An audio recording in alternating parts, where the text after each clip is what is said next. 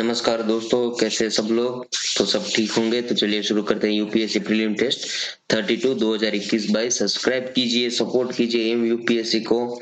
ठीक है, लाइक कीजिए, शेयर कीजिए, सब्सक्राइब कीजिए और सपोर्ट करते रहिए। ठीक है, आपके हाईकोर्ट वाला जो स्पेशल टॉपिक्स है वो संडे तक आ जाएगा। ठीक है, तो ज्यादा टेंशन मत लीजिएगा। आज 10 क्वेश्चन की सीरीज करेंगे। ठीक है, तो पहला क्वेश्चन देखते हैं। देखिए, कावासाकी रोग के संदर्भ में निम्नलिखित कथनों पर विचार कीजिए। तो इस रोग को म्यूकोस्टिनोस लिम्फ नोड सिंड्रोम भी कहा जाता है। दूसरा क्या है कि विषाणु जनित इस रोग में रक्त वाहिकाओं में सूजन आ जाती है। इस रोग की पहचान सर्वप्रथम कावासाकी सोजो ने की थी। तो उपयुक्त में से कौन सा कथन सही है? केवल एक, केवल दो, एक और दो और नहीं, एक और नहीं, दो और चौथा क्या है कि एक, दो और तीन। ठीक है, देखिए पहला क्या है कि एक और दो, दूसरा क्या है कि दो और तीन, तीसरा क्या है कि केवल एक और चौथा है एक, दो और तीन। तो वीडियो को पॉज कीजिए और जल्दी से जल्दी अपना आंसर दीजिए। ठीक है, देखिए इसका आंसर ऑप्शन सी यानी कि केवल प्रथम कथन ही सही है, बाकी दोनों के दोनों कथन गलत है। ठीक है, चलिए देखिए, कावासाकी रोग है वो म्यूकोस्टिनोस लिम्फ नोड सिंड्रोम भी कहा जाता है। इस रोग के कारक अभी ज्ञात नहीं है, किस वजह से हो रहा है ये अभी तक पता नहीं चला है। इस बीमारी को छोटे बच्चों, ठीक है, जो 5 वर्ष से कम आयु के बच्चे हैं, उसको जो रक्त वाहिका होती है उसमें हमेशा के लिए सूजन आ जाती है और यह बीमारी तेजी से आती है, जबकि इसके जो लक्षण होते हैं वो चरणों में दिखाई स्टेप बाय स्टेप दिखाई देते हैं। पहले ये होता है, फिर ये होता है, पहले होते हैं, पहले खांसी आती है, फिर बुखार आता है, फिर गले में खराश होती है, फिर फेफड़ों में फूल वो सूजन आ जाती है, फिर कोरोना होता है। ऐसे स्टेप बाय स्टेप होता है ना, वैसे इसमें भी स्टेप बाय स्टेप लक्षण दिखाई देते हैं। इसके प्रमुख लक्षणों में बुखार, आंखों का लाल हो जाना, हाथों पैरों में सूजन, होठों और गलों में जलन व सूजन आदि शामिल है। ठीक है, इसलिए दूसरा कथन गलत है। इस रोग के कारक अभी ज्ञात नहीं है। सर्वप्रथम 1961 में जो जापान के बाल रोग विशेषज्ञ थे, कौन है? टोमिसाकु कावासाकी। ठीक है, तो इसके नाम पर ही रखा गया है, ने इस बीमारी की पहचान की थी। ठीक है, देखिए ये रहा। देखिए ऐसे होता है। ठीक है, एक बार इमेज दिमाग में बिठा लीजिएगा तो काफी आसानी रहेगी आपको। ठीक है, ये देखिए ओठों में सूजन हो गई है। ठीक है, ये देखिए। ठीक है, चलिए दूसरा क्वेश्चन क्या है, भीम ऐप के बारे में इंपॉर्टेंट क्वेश्चन है, यूपीएससी के लिए खास इंपॉर्टेंट है, क्योंकि टेक्निकल क्वेश्चन यूपीएससी 3-4 साल से कंटिन्यू साइंस एंड टेक्नोलॉजी में इससे रिलेटेड जो होता है वो डिजिटल टाइप वो पूछने लगा है। ठीक है, भीम ऐप के बारे में निम्नलिखित में से कौन सा कथन सही है? ठीक है, देखिए भीम एक प्रकार का वॉलेट है जो उपयोगकर्ताओं को विभिन्न बैंकों के माध्यम से फंड ट्रांसफर की सुविधा प्रदान करता है। दूसरा है, भीम ऐप की सेवाएं वर्तमान में 15 से अधिक भाषाओं में उपलब्ध है। ये सभी भाषाएं संविधान की 8वीं अनुसूची में शामिल है। तो बताए कौन सा कथन सही है? देखिए केवल एक, केवल दो, एक और दो और नहीं, एक और नहीं, दो। ठीक है, तो जल्दी से जल्दी वीडियो को पॉज कीजिए और अपना आंसर दीजिए। ठीक है, इसका आंसर ऑप्शन डी। ठीक है, ना तो एक और नहीं दो, यानी कि दोनों के दोनों कथन गलत है। आइए देख लेते हैं। देखिए भीम ऐप एक कोई वॉलेट नहीं है, बल्कि एक एप्लीकेशन है जो आपके मोबाइल में होगी ही, मैं मान के चलता, और नहीं है तो इंस्टॉल कर लीजिए। ठीक है, जो यूपीआई के माध्यम से उपयोगकर्ताओं को फंड ट्रांसफर सुविधा प्रदान करता है। ठीक है, आप एक बैंक से अथवा आप अपने खाते से दूसरे के खाते में पैसा जमा कर सकते हैं। ठीक है, फंड ट्रांसफर। भीम ऐप की सेवाएं वर्तमान में 15 से अधिक भाषाओं में उपलब्ध है। इसमें अन्य भाषाओं के साथ साथ भोजपुरी और हरियाणवी भी शामिल है, पर ये लैंग्वेज जो है वो संविधान की 8वीं अनुसूची में शामिल नहीं है। फिर भी भीम ऐप में ये भाषाएं यूज होती है।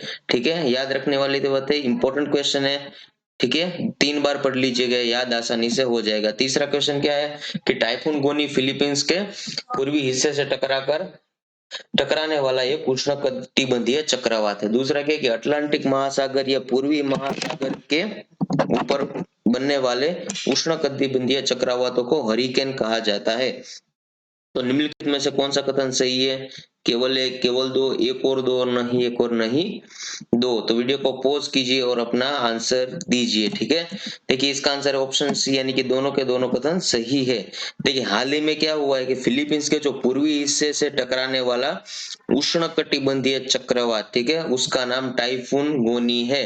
अब उष्णकटिबंधीय चक्रवात उष्णकटिबंधीय चक्रवात मतलब जो ट्रॉपिक ऑफ कैप्रिकॉर्न और ट्रॉपिक ऑफ कैंसर है, उसके बीच में जो बीच का जो हिस्सा होता है ना, उसको उष्ण कटिबंधीय हिस्सा कहते हैं, ठीक है।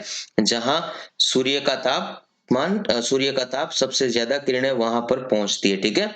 तो उष्ण कटिबंधीय, कंफ्यूज नहीं होना है, एक एक शब्द को, एक एक डेफिनेशन को क्लियर करना है, ठीक है। ऐसा नहीं है कि मैं ही समझाऊं उतना ही याद रखना है, आप अपने खुद से ही यूट्यूब पर, नेट पर, किसी पर भी सर्च कर सकते हैं, ठीक है। तूफानों के उत्पन्न होने वाले जो स्थान के आधार पर इनके भिन्न भिन्न नाम होते हैं। उष्णकटिबंधीय तूफानों में उत्पन्न होने वाले उस स्थानों के आधार पर इनके अलग अलग नाम पाए जाते हैं, ठीक है। परंतु इन सभी प्रकार के तूफानों का वैज्ञानिक नाम उष्णकटिबंधीय चक्रवात है, ठीक है। साइंटिफिक नेम तो एक ही रहेगा, उष्णकटिबंधीय चक्रवात। इसे टाइफून को रोली नाम भी दिया जा रहा है, ठीक है। रोली नाम भी दिया जा रहा है, गोनी टाइफून, गोनी को टाइफून, रोनी भी नाम दिया जा रहा है, रोली, ठीक है। अटलांटिक महासागर या पूर्वी प्रशांत महासागर के ऊपर बनने वाले उष्णकटिबंधीय चक्रवात को हरिकेन, ठीक है। फिर से बोल रहा हूं, याद रखने वाली बात है कि अटलांटिक महासागर है या फिर पूर्वी प्रशांत, ठीक है, ईस्ट पैसिफिक ओशन के ऊपर बनने वाले उष्णकटिबंधीय चक्रवात को हरिकेन तथा उत्तर पश्चिमी प्रशांत क्षेत्र में बनने वाले चक्रवात को टाइफून कहा जाता है। देखिए ये रहा अटलांटिक ओशन, ठीक है। अब क्या है कि अटलांटिक महासागर के ऊपर बनने वाले उष्णकटिबंधीय चक्रवात को हरिकेन कहा जाता है, यहाँ पर बनने वाले चक्रवात को हरिकेन कहा जाता है इस एरिया में, ठीक है। और दूसरा क्या है कि प्रशांत महासागर के ऊपर बनने वाले चक्रवात को भी हरिकेन, ठीक है, कहा जाता है। देखिए ये रहा पैसिफिक ओशन, ठीक है, यहाँ पर बनने वाले चक्रवात को भी क्या कहा जाता है, हरिकेन कहा जाता है, ठीक है।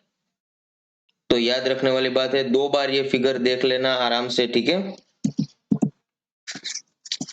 चलिए शुरू करते हैं, ठीक है। देखिए ये रहा ट्रॉपिक ऑफ कैंसर और ये रहा ट्रॉपिक ऑफ कैप्रिकॉर्न और ये रहा अपना इंडियन ओशन और यहाँ पर है पैसिफिक ओशन, ये पूरा गोल है ना पृथ्वी, इसलिए ये भी पैसिफिक ओशन, ठीक है। चलिए नेक्स्ट क्वेश्चन, मानसर झील के संदर्भ में निम्नलिखित कथनों पर विचार कीजिए। तो यह जम्मू के पास कुछ दूरी पर स्थित है। दूसरा क्या है कि वर्ष 2005 में इसे रामसर साइट्स की सूची में शामिल किया गया था। तो कौन सा सही है, केवल एक, केवल दो, एक और दो, नहीं एक और नहीं दो। तो वीडियो को पॉज कीजिए और जल्दी से जल्दी अपना आंसर दीजिए, दोनों के दोनों कथन सही है। देखिए 70 साल के बाद मानसर झील विकास परियोजना पूरी हुई है, ठीक है, विकास योजना पूरी हुई है। मानसर झील कहाँ पर है, तो जम्मू से लगभग 37 किलोमीटर दूर पर स्थित है, ठीक है। तो पहला कथन सही है। यह एक वन्य जीव अभयारण्य है जिसमें चीतादार हिरण, नीलगाय के अलावा अन्य जल पक्षी जैसे कि कौन कौन, क्रेन, बतख आदि शामिल है, ठीक है। तो वर्ष 2005 में मानसर झील को रामसर साइट्स के रूप में नामित किया गया था। दूसरा कथन भी सही हो गया, ठीक है। देखिए ये रहा जम्मू, ठीक है, और यहाँ रहा, देखिए ये रहा कर्सर के पर, देखिए यहाँ पर देखिए सुनिनसर मानसर लेक्स, ठीक है, यहाँ पर रहा, ठीक है। ये पूरा मैप है, सॉरी ये लेक है, ठीक है। तो याद रखना, एक दो बार ज्यादा से ज्यादा पढ़ लेना, ठीक है, दिमाग में रखना है, इतना इसमें घुस नहीं जाना है कि 2 घंटे 3 घंटे इस पर ही बिताने हैं, ठीक है। और ये रहा नीचे, ठीक है, ये सब रामसर साइड से, ठीक है, वेमनाड, ठीक है, अष्टामुड़ी, ठीक है। आइए नेक्स्ट क्वेश्चन भी देख लेते हैं, ठीक है। देखिए एनपी मतलब national park, wildlife sanctuary, BS bird sanctuary. आइए नेक्स्ट क्वेश्चन देखिए ये सब वेटलैंड है, सुंदरबन, मैनग्रोव, चिल्का लेक, ठीक है, ये सब वेटलैंड्स ही है, ठीक है। ये जो है पूरा का पूरा ये सब वेटलैंड ही है, ठीक है। आइए नेक्स्ट क्वेश्चन देखते हैं। ठीक है, पश्चिमी विक्षोभ के संदर्भ में निम्नलिखित कथनों पर विचार कीजिए। विक्षोभ किसे बोलते हैं, मतलब पश्चिमी विक्षोभ इन भारत में जो ठंड की, ठीक है, सर्दी के मौसम में जो तूफान आता है ना बारिश वाला, उसे पश्चिमी विक्षोभ बोलते हैं, ठीक है। यार ये तो आंसर ही थोड़ा दे दी, कोई बात नहीं। चलिए देखिए, ये भूमध्य सागर से उठी तूफानी हवाएं हैं, इनके कारण शीत ऋतु में वर्षा होती है। और तीसरा, यह वर्षा रबी की फसल के लिए बहुत हानिकारक है और यह एक गैर मानसूनी वर्षा है। ठीक है, तो कौन सा कथन सही नहीं है ये बताना है। ठीक है, तो इस वीडियो को पॉज कीजिए और पहले अपना आंसर दीजिए। ठीक है, जरूर से जरूर दीजिए। मैं फिर से बोल रहा हूँ, ये 10 क्वेश्चन नहीं है, 10 टॉपिक है। ठीक है, अगर मैं यहाँ पर आपको एक टॉपिक देता हूँ, देखिए पश्चिमी विक्षोभ है, ठीक है, मैं जितना समझाता हूँ, ठीक है, आप उतना तो समझ ही जाइए, पर उससे ज्यादा आप अपने खुद से ही नेट पर सर्च करके लिखिए। ठीक है, आपको ज्यादा याद रहेगा, अपने आप से करेंगे ना तो फिर। ठीक है, देखिए इसका आंसर ऑप्शन सी, ठीक है, क्योंकि रबी फसल के लिए हानिकारक नहीं होते हैं, बहुत लाभदायक होते हैं। देखिए, वेस्टर्न डिस्टर्बेंस भूमध्य सागर से उठी जो तूफानी हवाएं होती है उसको कहा जाता है। ठीक है, तूफानी हवाएं हैं। ठीक है, यह भारतीय उपमहाद्वीप के उत्तरी इलाकों में भूमध्य सागर से आने वाले जो चक्रीय विक्षोभ है, जो शीत ऋतु में वर्षा करते हैं। ठीक है, यह वर्षा रबी की फसल के लिए बहुत ही लाभकारी है, इंपॉर्टेंट है, सेंटेंस याद रखना है। ठीक है, यह एक गैर मानसूनी वर्षा का स्वरूप है जो पछुआ पवन द्वारा संचालित होता है। पछुआ पवन मतलब, ठीक है, आप पहले कमेंट बॉक्स में बताइए कि पछुआ पवन किसे कहते हैं। ठीक है, आइए नेक्स्ट क्वेश्चन देखते हैं। देखिए, कौन सा राज्य भारत की कोल्ड वेव जोन यानी कि शीत लहर क्षेत्र के अंतर्गत आता है। इंपॉर्टेंट क्वेश्चन है जियोग्राफी का। ठीक है, तो पंजाब, राजस्थान, नई दिल्ली, केरल। ठीक है, तो पहला है 1 2 4, दूसरा है 2 3 4, तीसरा है 1 और 3, और चौथा है 1 2 और 3। तो वीडियो को पॉज कीजिए और अपना आंसर दीजिए। देखिए, इसका आंसर ऑप्शन डी यानी कि पंजाब, राजस्थान और नई दिल्ली, ये कोल्ड वेव जोन है। ठीक है, तो शीतलहर 24 घंटों के भीतर तापमान में तेजी से गिरावट। ठीक है, देखिए शीतलहर 24 घंटों के भीतर जो तापमान में तेजी से गिरावट आती है, अर्थात कृषि उद्योग, वाणिज्य एवं सामाजिक गतिविधियों के लिए सुरक्षा की आवश्यकता वाले स्तर है। ठीक है, तो शीतलहर की शर्तें, मैदानी इलाकों में शीतलहर की घोषणा तब तक की जाती है जब न्यूनतम तापमान कब कितना हो कि 10 डिग्री सेल्सियस या उससे नीचे होता है, और लगातार 2 दिन तक सामान्य से 4.5 डिग्री सेल्सियस कम तापमान होता है। ठीक है, फिर से समझा दे रहा हूँ क्या है कि शीतलहर किसे कहते हैं। जो देखिए 24 घंटों के भीतर एक दिन में तापमान में जो तेजी से गिरावट आती है, अर्थात कृषि उद्योग, वाणिज्य एवं जो सामाजिक गतिविधियां हैं उसके लिए सुरक्षा की आवश्यकता बनती है ना, तो क्या क्या आवश्यकता बनती है, क्या करना होता है, इसकी आवश्यकता वाले स्तर को दर्शाती है। अब शीतलहर की शर्तें क्या होती है कि जो मैदानी इलाका होता है उसमें जो शीतलहर की घोषणा तब तक की जाती है जब, कब की जाती है कि न्यूनतम तापमान कितना हो, 10 डिग्री सेल्सियस या उससे कम हो। ठीक है, और लगातार, ठीक है, 2 दिन तक सामान्य से 4.5 डिग्री सेल्सियस कम तापमान हो। तटीय क्षेत्र में 10 डिग्री सेल्सियस के न्यूनतम तापमान की सीमा शायद ही कभी पहुंचती है। भारत का मुख्य शीतलहर सर्दियों के दौरान अधिक न्यूनतम तापमान का अनुभव करता है। ठीक है, भारत का जो कोल्ड वेव जोन है वो सर्दियों के दौरान अधिक न्यूनतम तापमान का अनुभव करता है। देखिए कौन कौन से स्टेट है, पंजाब, हिमाचल प्रदेश, उत्तराखंड, नई दिल्ली, हरियाणा, राजस्थान, उत्तर प्रदेश, गुजरात, मध्य प्रदेश, छत्तीसगढ़, बिहार, झारखंड, वेस्ट बंगाल, उड़ीसा और तेलंगाना है। नेक्स्ट क्वेश्चन देखिए, वर्ष 2011 में जो अरुणा शानबाग बनाम भारत संघ मामला है वो किस विषय से संबंधित है। तो पहला है संवैधानिक होने के नाते निष्क्रिय इच्छा मृत्यु को स्वीकार करने से, दूसरा कार्यस्थल पर यौन उत्पीड़न को रोकने के लिए दिशा निर्देश जारी करने से, देखिए आरक्षण की संवैधानिकता और संबंधित निर्णय से, यार चौथा क्या है कि व्यक्तिगत धार्मिक कानूनों की पवित्रता पर सवाल उठाने और समान नागरिक संहिता पर बहस करने से। ठीक है, आइए देख लेते हैं इसका आंसर क्या है।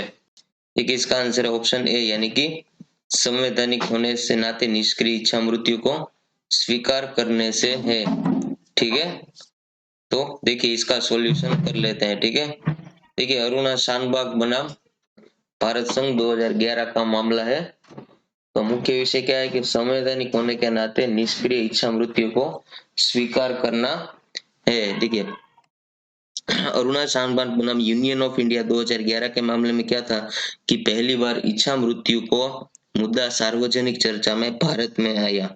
अब इस मामले में सुप्रीम कोर्ट ने अरुणा की इच्छा मृत्यु की याचिका स्वीकार करते हुए मेडिकल पैनल गठित करने का आदेश दिया। सुप्रीम कोर्ट ने अरुणा की इच्छा मृत्यु की याचिका दायर की थी अरुणा ने, तो उसको स्वीकार करते हुए सुप्रीम कोर्ट ने एक मेडिकल पैनल का गठित किया। देखिए, इसके बाद क्या हुआ कि न्यायालय ने अपना फैसला बदल दिया था, लेकिन इस निर्णय इसने असाध्य रोगों से पीड़ित, जिसकी असाध्य मतलब जिसकी कल्पना बहुत पीड़ा, ठीक है, उससे पीड़ित व्यक्ति को इच्छा मृत्यु देने की बहस को आगे बढ़ाने का कार्य किया। और इसके बाद एक ऐतिहासिक निर्णय 2018 में आया, जिसमें क्या हुआ कि सर्वोच्च न्यायालय ने पैसिव यूथेनेशिया और लिविंग विल को मान्यता दी। आइए देखते हैं आगे कि पैसिव यूथेनेशिया और लिविंग विल क्या होता है। ठीक है, देखिए,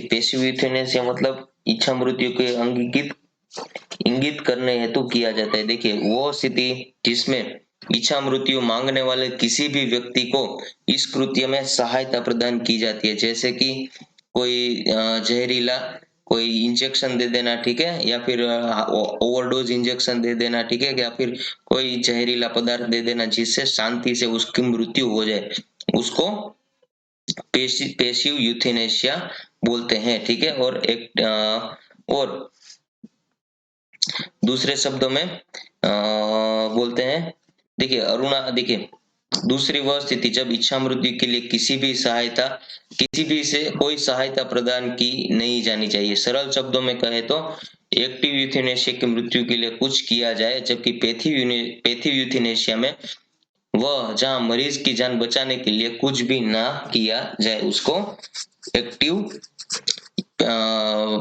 यूथेनेशिया बोलते हैं। ठीक है, पैसिव यूथेनेशिया, ठीक है, आप समझ गए पैसिव यूथेनेशिया और एक्टिव यूथेनेशिया।